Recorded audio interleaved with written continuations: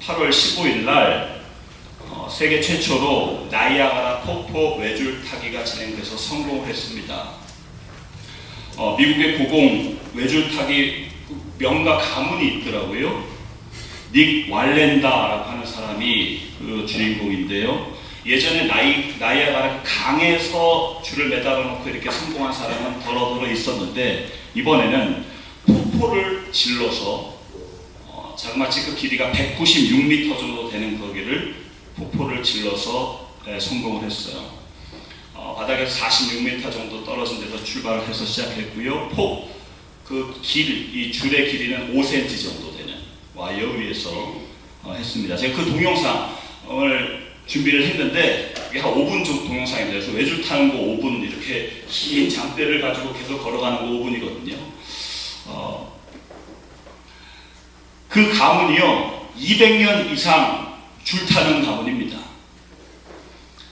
그 증조부가 1978년 줄 타는 묘기하다가 떨어져서 사망을 했습니다. 그 조상 중에 2명이나 줄타기 도중에 사망한 외줄타기 가문이에요. 이번에 세계 최초로 성공했다, 이렇게 나왔습니다. 이렇게 위험한 외줄타기를 하는 데 있어서 여러분 중요한 게 무엇일까요? 외줄타기 하는데 여러 가지가 있겠지요. 그 사람이 중간에 폭포 막 너무 이게 수증기라 그러죠. 그게 너무 많이 오고요. 그리고 바람이 그때 세가지고 힘들었는데 고백하기를 훈련할 때를 생각해서 한다고 얘기했어요. 훈련을 했던 그 기억.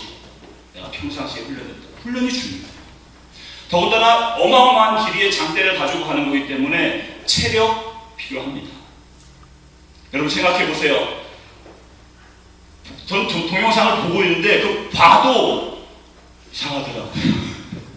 봐도 이게 고소공포증이 있는 사람들은 아마 신뢰를 할지도 모를 정도로 무섭습니다. 담력이 있어야 됩니다. 도전 정신이 있어야 되지요. 그런데 그 많은 중요한 것 중에서 가장 중요한 것 중에 하나는 균형이 아닐까 생각이 듭니다. 균형을 잡는 것. 아무리 훈련 잘해도 균형 못 잡으면 떨어지고, 그 훈련도 균형을 위한 훈련 아니겠습니까? 그런데 우리의 삶이 그냥 일반적인 삶이든 우리의 신앙 삶이든 다 똑같은데, 무엇이냐면 우리의 삶이 다 외줄타기의 삶이 아닌가, 그렇게 여겨집니다. 왜냐하면 그 누구도 삶에 자신할 수 없기 때문에 그렇습니다. 일상적인 삶도 그렇고 신앙적 삶도 그렇고요. 그 누구도 교만해서는 안 됩니다. 균형을 잡고 집중하면서 살아야 될 것이 우리의 인생입니다. 우리 인생은 외줄타기 인생이에요. 중요한 것은 이 균형에 대해서 오해하시지 마시기. 제가 반말하려다가 이게 존댓말 하려니까 갑자기 오해하지 마! 이러려고 그랬었거든요. 여러분, 균형에 대해서 오해하시면 안 됩니다. 균형이요, 차갑지도 덥지도 않은 미지근한 것이 아닙니다. 하얗지도 검지도 않은 회색도 아닙니다. 균형을 갖춘다는 건 그냥 중간에서 우유부단하게 살라는 것 더더욱 아닙니다. 외줄타기를 하는 데 있어서 균형은요, 나 혼자 걷는 것이 아니라 나와 함께 하시는 그 예수님에게 집중하는 게 균형입니다. 그래서 균형은, 그 사람이 균형을 잘 맞춰서 성공할 수 있었던 것은 그 줄에 잘 집중해서 다른 것에 마음을 빼앗기지 아니하고 잘 균형을 잡고 가는 것, 집중했기 때문에 성공한 것처럼 저 여러분의 삶도 균형 있는 삶을 산다라고 하는 것은 바로 예수 그리스도에게 집중하는 것이 균형이다라고 하는 사실이에요. 금보다 귀한 믿음에 대해서 계속 은혜를 나누는데, 그 금보다 귀한 믿음, 오늘은 그 균형에 대해서 예수 그리스도에게 집중하는 것에 대해서 같이 은혜를 나누려고 합니다. 오늘 본문 말씀은 마태복음 10장 1절 말씀입니다. 마태복음 10장 1절, 이 앞에 보시고 같이 한 목소리로 한번 봉독하고요, 은혜를 나누도록 합니다. 마태복음 10장 1절 시작. 예수께서 12제자를 부르사 더러운 귀신을 쫓아내며 모든 병과 모든 약한 것을 고치는 권능을 주시니라. 아멘. 금보다 귀한 믿음에 대해서 계속 말씀의 은혜를 나누는데요. 네 번째 시간 아닙니까? 근데 이렇게 나누는데 지난 화요일, 수요일 새벽 예배 때 이틀 연속 마음속에 너무나 크게 부딪히는 부분이 있었습니다. 그것은 무엇이냐면 지금 계속 나누고 있는 금보다 귀한 믿음에 대한 그 제목에 대한 점검입니다. 여러분, 저도 새벽에 실제로 저에게 적용하면서 계속 묵상하고 점검했는데 한번 이 시간 여러분 생각해 보세요. 정말 여러분 믿음이 금보다 귀하게 여겨지십니까? 정말 믿음이 금보다 귀하게 믿으십니까? 금보다 믿음을 정말로 갈망하며 살고 계시냐 이 말입니다. 생일 때가 기념일이 되면 금을 받고 싶어 큰 거 원하지 않고 그냥 조그만 거 원하시는 우리 여성분들, 자꾸 반짝이는 것만 원하는 여성분들, 그걸 원하는 것처럼 남편이나 아내가 주는 그것처럼 금보다 그 믿음을 내가 더 원하는가라고 하는 사실입니다. 여러분, 금을 의지하고 신뢰하는 것보다 믿음을 더욱 의지하면서 사는 그런 마음이 되는 것은요, 사람의 힘으로는 불가능합니다. 누구든지 다 금을 더 좋아해요. 그런데 그 금보다 믿음을 더 귀하게 여겨지는 것은 전적인 은혜입니다. 바라기는 이 예배를 통해서 하나님께서 주시는 말씀을 통해서 그렇게 금보다 믿음이 더 귀하구나 라고 여겨지는 은혜가 모두에게 있게 되기를 간절히 바랍니다. 너무 귀중한 겁니다. 예수님은 오늘 본문 말씀에 보니까 제자들을 부르셨습니다. 부르셔서 뭘 하셨냐면 믿음을 주셨어요. 제자들에게 믿음을 주셨는데, 여러분, 바울 사도가 데살로니가 전서를 기록하면서 데살로니가 교인들에게 사랑한 수고가 있어야 되고 소망에는 인내가 있어야 되고 믿음에는 역사가 있어야 된다라고 그렇게 이야기를 했는데, 그 믿음의 역사, 금보다 귀한 믿음의 역사에 오늘 나눌 것은 한번 같이 따라 하시겠습니다. 권세와 능력. 오늘 제자들에게 예수님께서 부르셔서 주신 게 있어요. 주신 게 뭐냐 하면 보니까 귀신을 쫓아내요.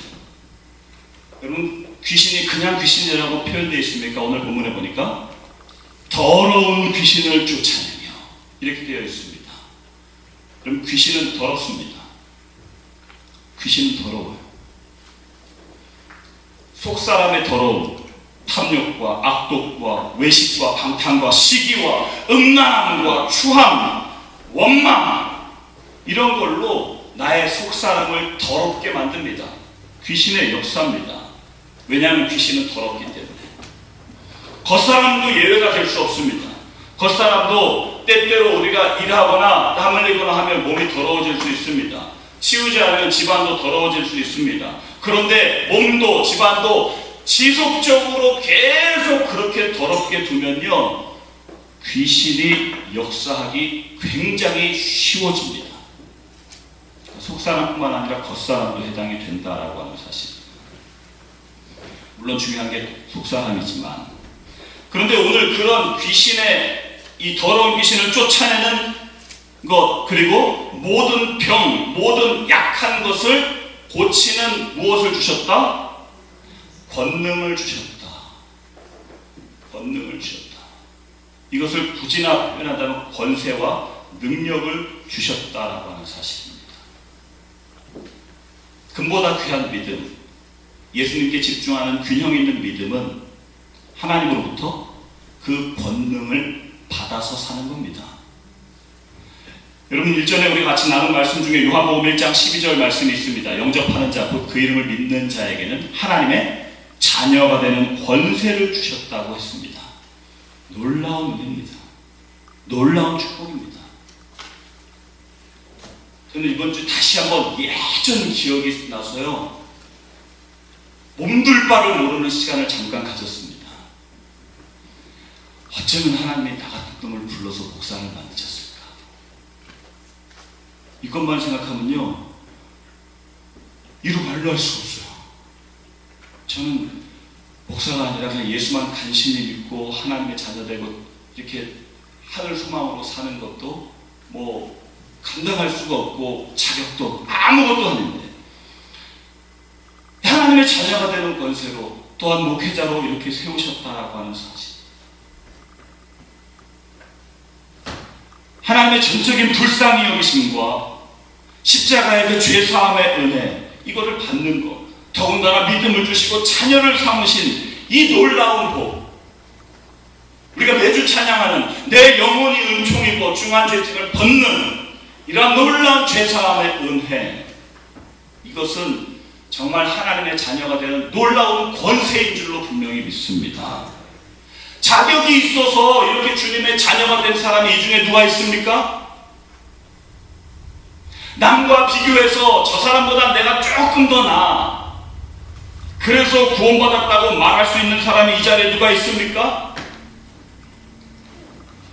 그 어느 누구도요, 하나님의 사랑을 입고 자녀가 되는 것은 자격 없는 자에게 주어지는 전적인 은혜입니다. 로마서 5장 8절은 우리가 아직 죄인 되었을 때에 그리스도께서 우리를 위하여 죽으심으로 하나님께서 우리에게 대한 자기의 사랑을 확증하셨느니라. 그러니까 우리가 그냥 여전히 죄인이에요. 정도의 차이뿐이지 다 너무나 죄 가운데 있고요, 마음의 중심이 그냥 죄인이기 때문에 그냥 죄 가운데 빠져서 사는 우리의 모습, 주님께서 불쌍히 여기셔서 십자가의 은혜를 주셨는데, 이 사랑을 받고 죄인이 의인으로 불려집니다. 이것을 신학적인 용어로 칭의라고 합니다. 죄인인데 하나님께서 예수 그리스도의 십자가 때문에 그냥 자녀 삼아주시고 그 십자가 앞에 나온 사람은 의롭다고 여겨주는 거예요. 죄인인데 의인이래요, 우리 보고. 이렇게 이러한 놀라운 은혜로 죄인이 의인 되는 것, 마귀의 자녀가 하나님의 자녀가 되는 것, 이게 바로 놀라운 권세입니다. 그 누구도 오늘 이 시간 어떤 사람도 이 권세를 얻을 수 있습니다. 이 시간 누구든지. 그래서 주님의 은혜와 사랑은 측량할 수 없는 것입니다. 이 권세를 내 것으로 혹시 못 만든 사람이 있다면 오늘 만드시고요, 잊어버린 분이 계시다면, 아 그렇지, 내가 하나님의 자녀지, 예수 그리스도 십자가 때문에 나의 모든 죄가 다 내가 무엇을 해서가 아니라 예수님의 십자가 때문에 나의 모든 죄가 다 사함받은 거지 라고 하는 이 권세, 하나님의 자녀된 은혜를 내 것으로 만드시기를 간절히 바랍니다. 그런데 오늘 본문은 그렇게 귀신을 쫓아내며 병과 약한 것을 고치는 권세뿐만 아니라 권능을 주셨다라고 이야기했습니다. 여러분, 우리가 자녀된 권세는 있습니다. 내 자격이 아니기 때문에, 예수 그리스도 십자가 때문에 그 권세를 우리가 은혜로 공짜로 얻었는데, 문제는 삶 속에서 능력이 없어요. 이름은 하나님의 자녀라는 이름이 있고요, 하나님의 자녀라는 자격을 갖췄는데 유명무실, 이름은 있는데 삶 속에서 아무런 자녀된 능력으로 살지 않아요. 그래서 현실 속에서 그냥 예수를 안 믿는 사람이나 믿는 사람이나 비슷하게 살아갑니다. 은혜와 사랑을 받는 것에 대해서는, 하나님의 자녀가 되는 것에 대해서는 그 누구도 아멘을 하는데, 삶 속에서 능력으로 살고 하나님 말씀대로 사는 것에 대해서는 노멘을 한다라고 하는 사실입니다. 말이 아니라 삶으로. 여러분, 지킬 박사와 하이드라고 하는 소설을 아시나요?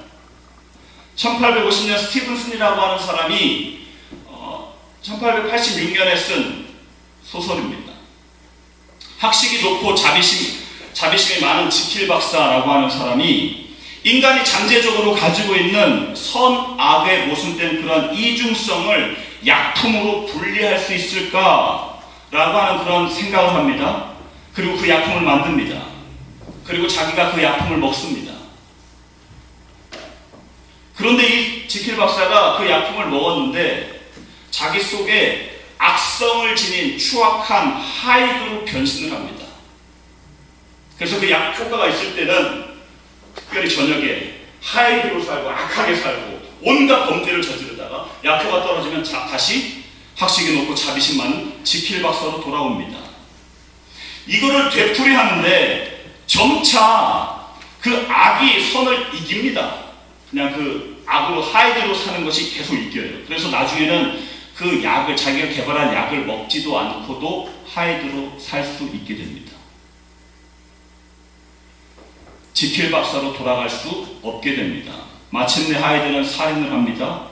경찰에 쫓겨서 체포되려는 순간 직전에 자기가 자살하면서 모든 것을 유서로 고백한다는 내용의 책입니다. 제가 그 내용을 이렇게 줄거리를 쭉 읽으면서 어쩌면 예수 믿는 많은 사람들의, 우리 교회 안에 있는 사람들의 모습이 아닌가 생각이 들었습니다. 철저하게 두 모습, 두 마음으로 살아간다라고 하는 사실이에요. 교회 안에서는 지킬 박사예요. 그런데 교회 밖에 나가면 하이드로 변신합니다. 아니, 교회는 그게 문제가 아니라, 장소가 문제가 아니라, 지금 장소가 중요하지 않아요. 뭐가 중요하냐면 이 속마음에 겉은, 입술은 지킬 박사의 모습이 있는데 저 내면은 하이드로 살아간다라고 하는 사실입니다. 여러분, 그 증거의 말씀을 오늘 한번 말씀을 통해서 살펴보고자 합니다. 여러분, 마태복음 18장 23절에서 35절에 보면 여러분 잘 아시는 내용입니다. 모르시는 분을 위해서 잠깐 제가 설명을 드리겠습니다. 마태복음 18장 23절부터 무슨 내용이 나오냐면, 베드로가 그 전에 예수님에게, 예수님, 형제를 한 7번 용서해주면 되겠습니까? 율법에 3번 용서하라 했기 때문에 7번 용서하면 되겠습니까? 라고 얘기하면 예수님께서 역시 베드로다, 후제자 같구나, 더블로 더 용서하는 마음을 가지고 있구나, 율법보다. 역시 이럴 줄 알아, 칭찬을 받을 줄 알았는데 웬일입니까? 예수님께서 70번씩 7번 용서해야 된다. 7번이라도 계속 용서하라는 거였거든요. 그러고 나서 예수님께서 하신 말씀이 바로 1만 달란트 빚진 자의 내용을 예수님께서 말씀해 주고 계십니다. 1만 달란트를 빚진 사람이 주인에게 갔어요. 생각해보세요. 1만 달란트를 자기가 갚을 능력이 없어요. 그런데 주인이 그 사람을 보고 불쌍히 여겨가지고 1만 달란트를 그냥 한 번에 탕감을 해준 거예요. 그 무거운 1만 달란트의 짐, 이거를 그냥 한 번에 그냥 용서 다 탕감, 무효 없던 거. 그런데 이 사람이 그 1만 달란트를 용서받고 나와서 가는데 기간이 얼마나 지났는지 모릅니다. 그런데 가다가 자기에게 100데나리온, 1만 달란트는 지금 우리 식으로 이야기하면 30조 한국 돈으로, 100데나리온은 1000만 원. 1000만 원과 30조 비교가 되지 않아요. 그런데 자기 자신에게 100데나리온 빚진 사람을 만났습니다. 나를 용서해달라고, 내가 금방 갚겠다고. 분명히 이렇게 용서를 구했는데도 아니다, 지금 갚아라. 못 갚아? 감옥에 넣어버립니다. 용서하지 않습니다. 그때 놀라운 것은요, 그 1만 달란트 용서받았던 그 용서가 다시 무효가 돼요. 마태복음 18장을 제가 주중에 읽는데 저는 솔직히 깜짝 놀랐어요. 왜냐하면 1만 달란트 분명히 용서해 주셨거든요. 그런데 100데나리온 용서해주지 않아서 주인이 다시 불러서 내가 너를 용서해준 거 또 어떻게 된 거냐. 그래서 용서해준 거를 그 용서 아니야. 다시 취소가 되는 일이 일어납니다. 그러면서 마태복음 18장 35절에 너희가 각각 중심의 형제를 용서하지 않으면 하나님께서도 1만 달란트 너 용서한 거 그거 용서 안 할 거다 라고 이렇게 결론지어 말씀하고 계십니다. 여러분, 하나님의 자녀가 되는 것은, 그 권세를 받는 것은요, 우리가 1만 달란트 받는, 용서받는 거예요. 우리의 힘으로, 우리의 자격으로 아무것도 할 수 없는데 1만 달란트 그냥 용서해 주신 거잖아요. 그런데 삶 속에서 교회에서 찬양하고 기도하고 받을 수 없는 은혜와 사랑을 받아 하나님의 자녀가 되는 권세를 받았는데, 삶의 현장에서, 집에 가서, 가정에서, 학교에서, 직장에서, 교회에서, 많은 인간관계 속에서 내가 용서받으며 사랑을 받으며 그것을 또한 흘려보내는 능력의 삶을 살아가지 않는다면, 그러면 하나님의 자녀가 된 권세, 이것은 능력으로 함께하지 않으면 아무것도 아닐 수 있다는 사실입니다. 한 부인이 수첩에다가 항상 자기 남편의 사진을 크게 넣고 다녔답니다. 친구들이 이유를 물었습니다. 야, 어떻게 너 남편 진짜 사랑하나 보다. 지가 보다 그냥 남편 사진 크게 놓고 다녔냐. 그랬더니 이 부인이 이야기합니다.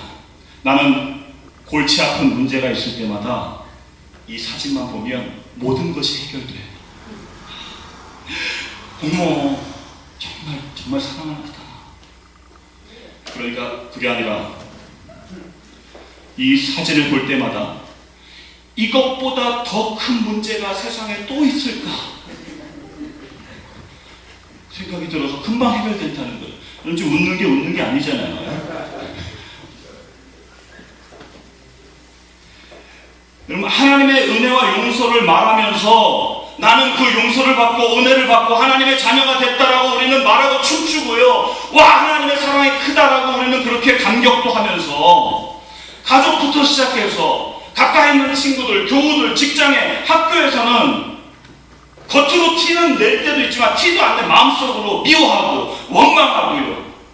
나의 자존심을 그대로 여전히 세우면서 조그만큼이라도 손해보지 않으려고 하는 그러한 10% 내가 살아있다면 하나님의 능력은 끝난 겁니다. 복음성가 한국의 가수 중에서 최영덕이라고 하는 최영덕 씨가 있는데 그분이 쓴 내가 먼저라고 하는 복음성가가 있어요. 그분이 최영덕 씨가요, 가족처럼 친하게 된 친구가 있었습니다. 정말 가까이 있었어요. 그런데 그렇게 가족처럼 친하게 된 친구와 사소한 의견 차이로 서로에게 상처를 주고 사이가 쫙 멀어진 거예요. 여러분 그렇지 않습니까? 가까운 사람하고 이렇게 사이가 쫙 갈 때는 뭐 우주 평화, 세계 평화, 남북통 이런 거 가지고 그렇게 갈라지지 않아요. 사소한 거, 아주 작은 거, 말 한마디 쭉 그렇게 갈라졌는데, 이 최영덕 씨가 그래도 믿음의 사람이라 어느 날 기도하는데 성령님께서 마음속에 너무나 강력하게 막 부담을 주신 거예요. 그래서 그것을 순종해야 되겠다 해서 그날 밤에 그냥 그 친구를 찾아가서 용서를 구하고 화해하고 함께 그 자리에서 같이 만든 노래가 내가 먼저라고 하는 노래. 그 노래는 이렇습니다. 내가 먼저 손 내밀지 못하고, 내가 먼저 용서하지 못하고, 내가 먼저 웃음 주지 못하고 이렇게 머뭇거리고 있네. 그가 먼저 손 내밀기 원했고, 그가 먼저 용서하길 원했고, 그가 먼저 웃음 주길 원했네. 나는 어찌 된 사람인가? 오 간교한 나의 입술이요, 오 더러운 나의 마음이요, 왜 나의 입은 사랑을 말하면서, 왜 나의 마음은 화해를 말하면서, 왜 내가 먼저 져줄 수 없는가? 왜 내가 먼저 손해볼 수 없는가? 오늘 나는 주님 앞에서 몸둘 바 모른 채 이렇게 흐끼고 서 있네. 어찌할 수 없는 이 마음을 주님께 맡긴 채로. 하나님의 자녀가 되고 입술로는 사랑을 막 말해요. 그런데 실제 삶 속에서 그 하나님 사랑과 은혜와 이거랑은 전혀 관계없이 내 삶은요, 능력이 아니라 여전히 지옥으로 그냥 살아가는 그러한 우리들의 모습들. 스탠포드 대학의 용서 프로젝트 설립자, 용서학 교수 프레드 러스킨이라고 하는 박사가 있습니다. 그 박사가 의학과 심리학과 이것을 다 접목해가지고 용서라는 책을 썼습니다. 그 책의 내용이 이래요. 사람은 용서할 때 스트레스와 분노가 감소하고요, 마음의 평화를 유지하여 건강하고 행복하게 된다. 탈무드에 당신이 남에게 복수하면 그 기쁨은 잠깐이지만, 여러분 복수해 보셨죠? 짜릿해요. 그런데 복수하면 기쁨은 잠깐이지만 용서하면, 남을 용서하면 그 기쁨은 영원하다.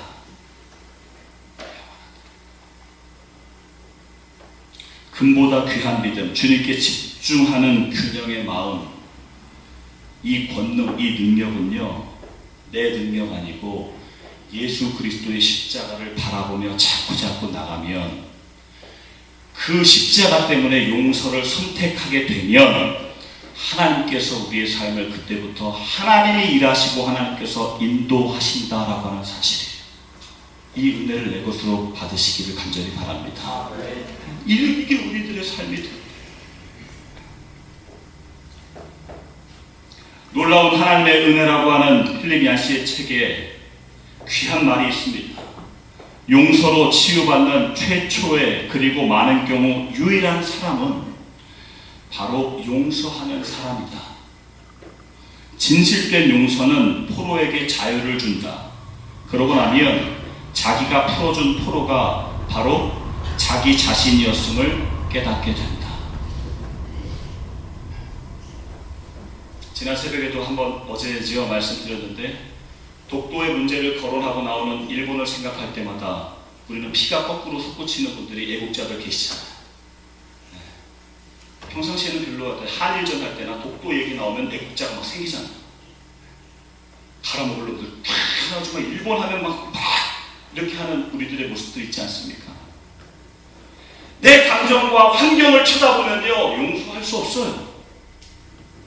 어떻게 손 내립니까? 우리가 일본한테. 그런데 이 하나님의 말씀, 십자가, 그것에 근거하면 용서할 수 있어요. 그것에 근거하면 사랑하고 축복할 힘이 생기게 되는 줄로 분명히 믿습니다. 주님의 자녀된 권세를 받았으니 이제는 능력의 삶으로 살아가면 좋겠습니다. 권세 받았으니까 능력으로. 어떤 능력이요? 여러분 병고침의 능력? 좋습니다. 여러분 경제 문제가 해결되는 능력? 좋습니다. 자녀와 직장과 사업과 모든 관계의 문제가 해결되는 능력? 다 좋습니다. 그러나 하나님께서 우리에게 정말 원하시는 것은요, 삶 속에서 주님의 마음으로 용서하는 능력. 우리를 하나님께서 십자가에서 용서하셨듯이 우리도 삶 속에서 그렇게 용서하면서 사랑하면서 사는 능력, 그것이 주님의 마음이기 때문에 그 마음으로 사는 저와 여러분 됐으면 좋겠습니다. 말씀을 정리하면서, 여러분 요한복음 2장에 지난번에 우리 금요 찬양 때 한번 나눴던 말씀인데, 물이 포도주로 바뀌는 놀라운 기적을 일으키셨거든요. 거기에 그 말씀을 통해서 우리가 받은 은혜 중에 물이 포도주로 바뀌는 거 다른 사람들은 다 몰랐는데 하인은 알았다 했습니다. 그럼 믿음이 어디서 생깁니까? 로마서 10장 말씀에 믿음은 들음에서 생겨요. 믿음은 들음에서. 여러분, 안 좋은 불신의 삶도요, 능력이 아니라 비능력의 삶도 뭐에서 생기는 줄 아십니까? 들으면서 생겨요. 우리는 무엇을 듣느냐에 따라서 영향을 어마어마하게 받습니다. 저는 그것을 삶 속에서 참 많이 경험해요. 어떤 분이 브로콜리가 좋다 그러면요, 그냥 마켓 가가지고 브로콜리 보면 저걸 사야 될 것 같은 거예요. 누가 뭐가 좋다 그러면요, 누가 뭐가 안 좋다 그러면 그거 가려서 먹어요. 커피는 올갱이 먹으라고 누가 얘기해 주니까 제가 그다음부터 커피 올갱이만 마시는 거 있죠. 누가 뭐 얘기하면 그거에 그렇게 영향을 받아요. 그런데 여러분, 그게 일상 삶이나 악한 것뿐만 아니라 믿음도 그렇다니까요. 우리가 하나님의 말씀을 자꾸 들어야 될 이유가 바로 거기 있어요. 말씀을 들으면 그 들음에서 믿음이 생깁니다. 들으면서 금보다 귀한 믿음으로 살아갈 수 있게 된다는 사실이에요. 그 믿음이 생겼나요? 그러면 그 들은 믿음대로 이제 우리 삶을 살아가자는 거예요. 용서에 대한 말, 용서하면 행복하구나, 용서하면 하나님께서 삶을 역사하시는구나, 용서하면 사랑이 넘치게 되는구나, 용서하는 게 주님의 마음이구나, 우리가 들어서 그래, 용서해야지 라고 하는 믿음이 여러분 겨자씨만큼이라도 생겼습니까? 그렇다면 이제 삶 속에서 적용해보세요. 순종해보세요. 아까 말씀드렸죠. 요한복음 2장에 물이 포도주로 바뀔 때 생각해보세요. 신앙신고 몰랐어요. 그런데 물 떠다준 순종한 하인은 알더라. 하인은 알았어요. 성경에 나와 있지 않지만 그런 생각을 해봤어요. 그 하인이 이제 결혼식 다 끝나고 막 야야